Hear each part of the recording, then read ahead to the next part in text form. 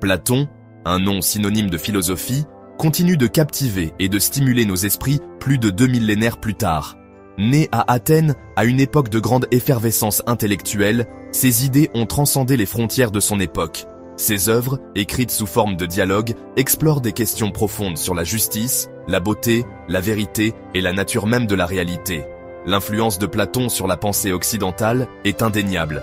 Ses idées ont jeté les bases de la philosophie occidentale et continuent d'être débattues et discutées aujourd'hui.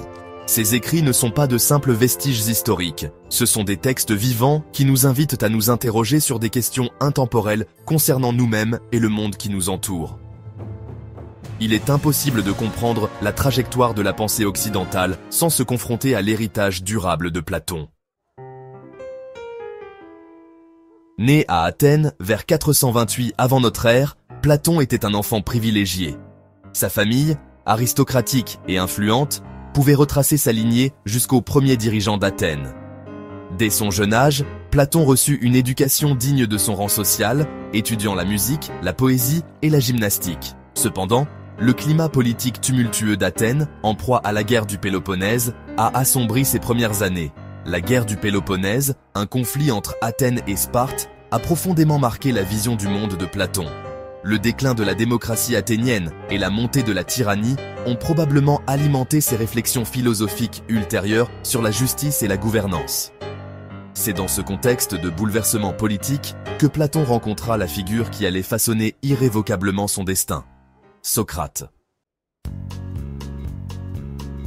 Socrate, un philosophe sans école ni écrit, laissa une marque indélébile sur Platon. La méthode de questionnement de Socrate, connue sous le nom de méthode socratique, remettait en question la sagesse conventionnelle et cherchait la vérité par un dialogue rigoureux. Platon devint un disciple dévoué de Socrate, captivé par sa quête incessante de savoir et son engagement indéfectible envers une vie éthique. L'influence de Socrate sur la pensée de Platon est indéniable. La méthode socratique devint la pierre angulaire de l'approche philosophique de Platon, visible dans ses dialogues. De plus, la croyance inébranlable de Socrate en la raison et l'importance qu'il accordait à la vertu ont profondément marqué Platon, façonnant sa propre vision philosophique. Après l'exécution de Socrate en 399 avant notre ère, Platon, profondément désillusionné, quitta Athènes.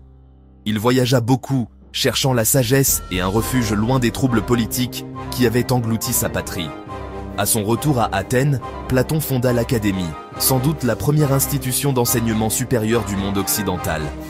L'Académie, créée vers 387 avant notre ère, devint un centre dynamique de recherche philosophique. Elle attira certains des esprits les plus brillants de l'époque, dont le jeune Aristote. À l'Académie, les étudiants étudiaient les mathématiques, l'astronomie et la théorie politique, le tout ancré dans le cadre philosophique de Platon.